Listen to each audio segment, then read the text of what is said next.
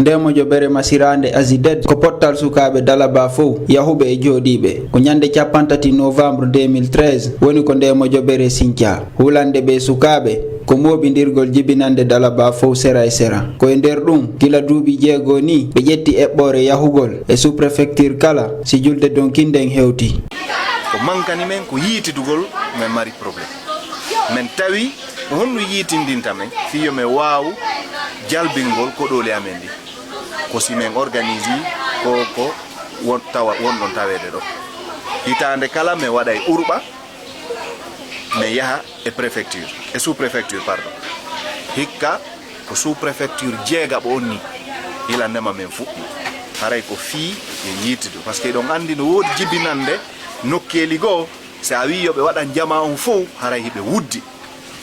ɓe wawata waɗande préfecture on fof kono si wiyama no yahede ka maɓɓe yo golle no l'école heɓorama no kolonji heɓorama no laayi moƴƴintinire ma labutani no ɗumannorama ko wayto taw noon e jandeji paykol kono moƴƴinire haray hiɓe wakkili ɓayka ka maɓɓe donc ɗum men wi joni hitande kala men yahay ka woɓɓe fiyo ɓe waw développude fiyo ɓe waw jonnidirde juuɗe ɓe waɗa goɗɗum ka maɓɓe. Objectif on ko yarugol yeeso, objectif on ko développugol Dalaba ɓiɓɓe Dalaba fof wona hunde wotere kala ka on tigi woni wonɓe lagina wonɓe ka yaasi fop wona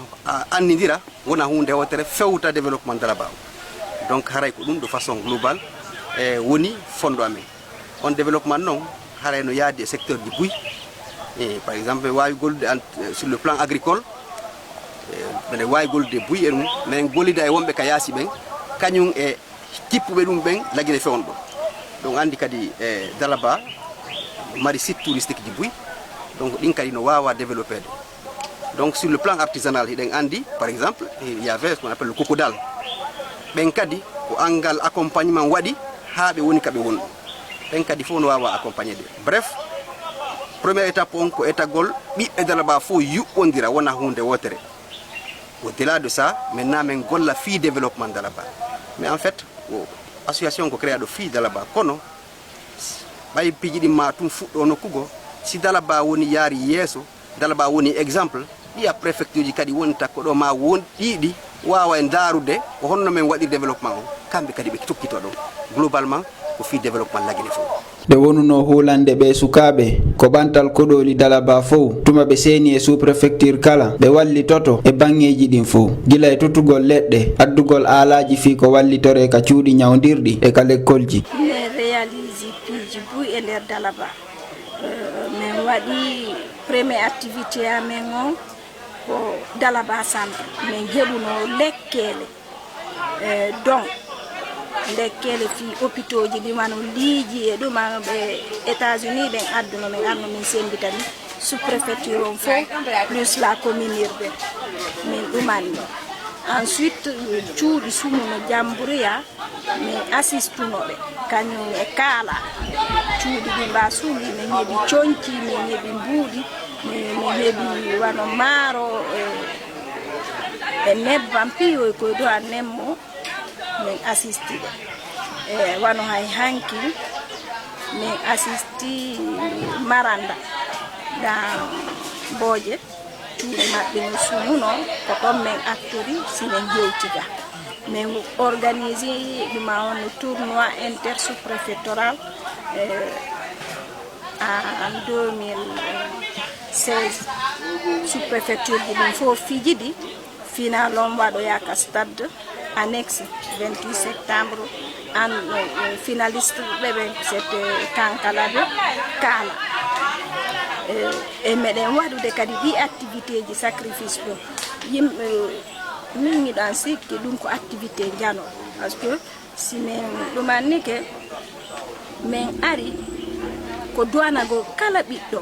jeeyaɗo Dalaba yo Allah ɓamtoy mum fof mo kala ande mum yo Allah ittan ko fi Dalaba fof wonɗo ɗo mo ala ɗo haray association on ko le 30 novembre 2013 woni ko Sinthia Hamdallahi Conakry wello wello ngon hingo towi hingo feƴƴi hattode so tawi ɓay fandude amen nden haari ko moɓidigol jibinande Dalaba fof e hunde wotere ɓay ko Allah subhanahu wa ta'ala suɓani men nana portoɓe no iwa pour tout ce qui Dieu fait est bon si Allah on okki men tawede ko lagine men jeeya waɗi men jibinande Dalaba tawi ɗum ɗon ko devoir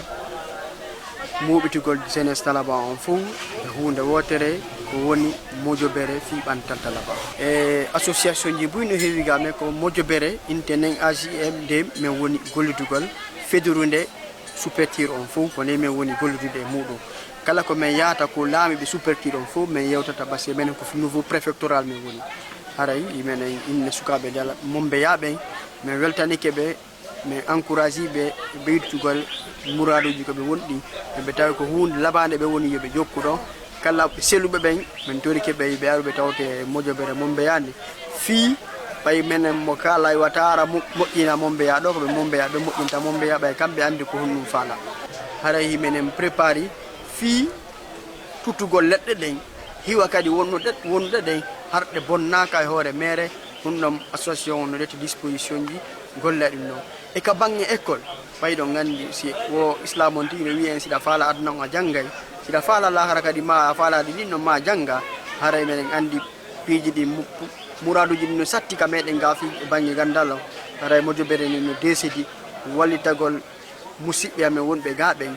fiyoɓe gueɗaɓe men ɓen janggu ɓay kamɓe wonta fi janggo ngal tumbodiral eɓɓanogal e nde hitande 2020 ka tufunde ceerno Samba Mombeya wawano laatade saabu nde nawnare coronavirus ko 2021 ɗo woni ko ɗum laati ɓe masiri tumbodiral ngal Mombeya Tabaski 2021 sukaɓe Mombeya koye dow welo welo woni ko jaɓɓori ngal tumbodiral ka maɓɓe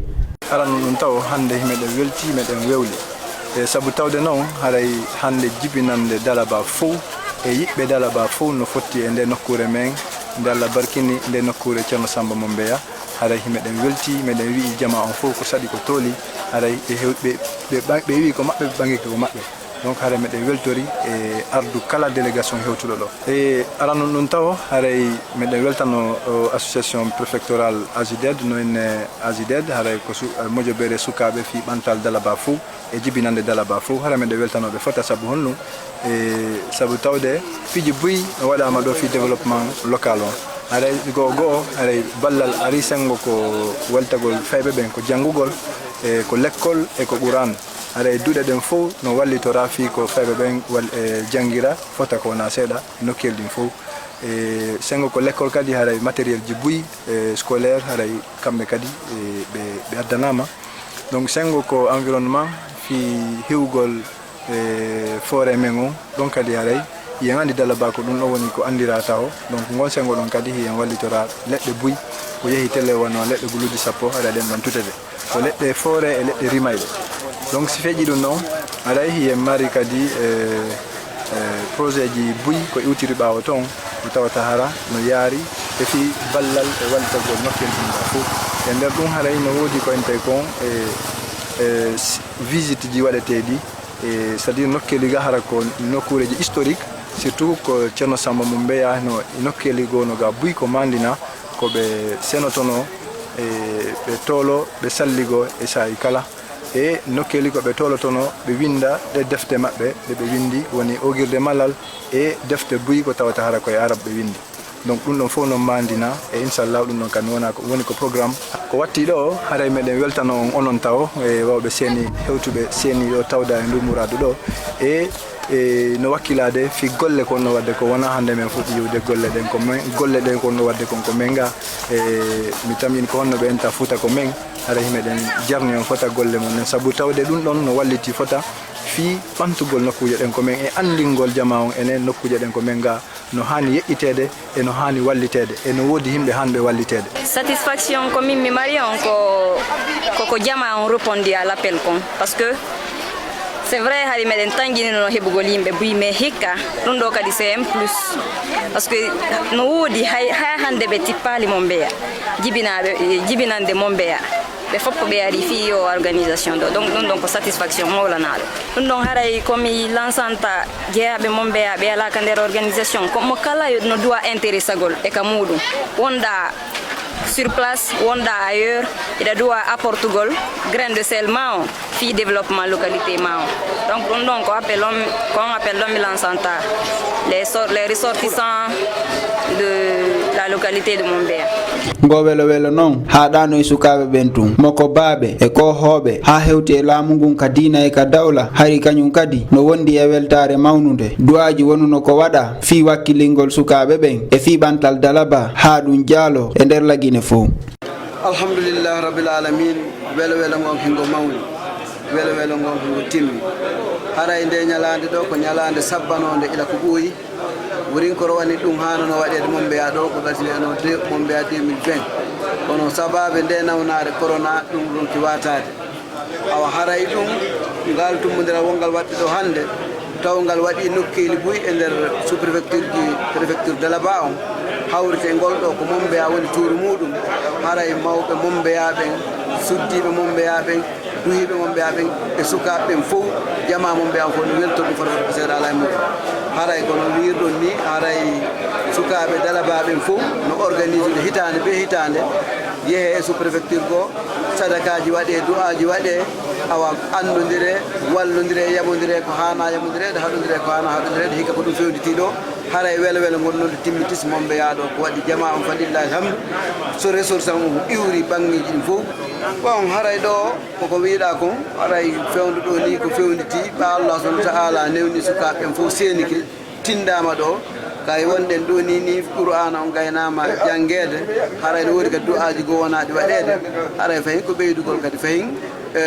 waajagol sukaɓeɓen yoɓe tabito e ngol lawol ngol ɓe jokki ɗo Dalaba on fof nanodira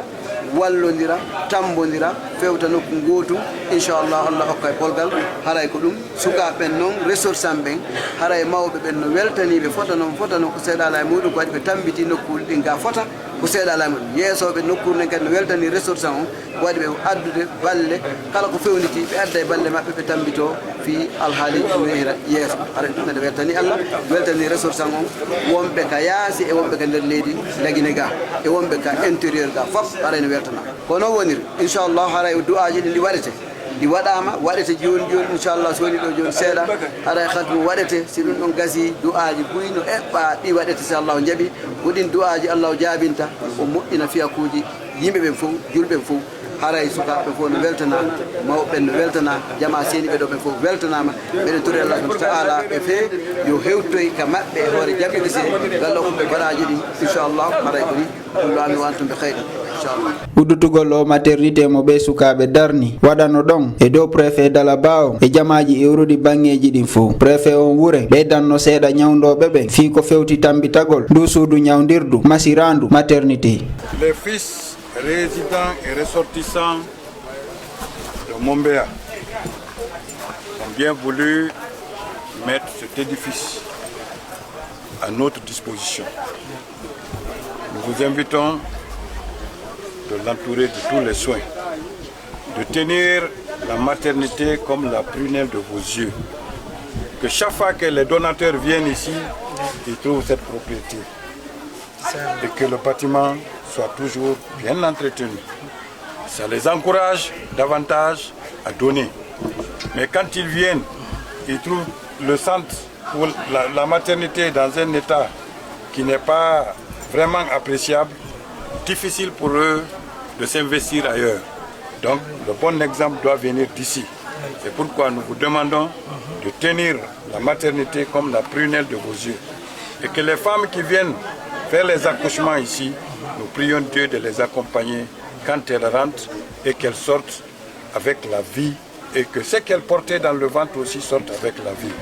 Encore une fois, nous remercions l'ensemble des populations de Mombea et nous, autorités, on est à votre disposition. Je vous remercie. Merci, monsieur le préfet. Nde eɓɓore nde mo jobere sukaɓe masirande AZIDED association des jeunes pour le développement de Dalaba ko eɓɓore moƴƴere nde préfecture ji lagine ɗin fof hani wattande yiila fi ɓantal ka maɓɓe.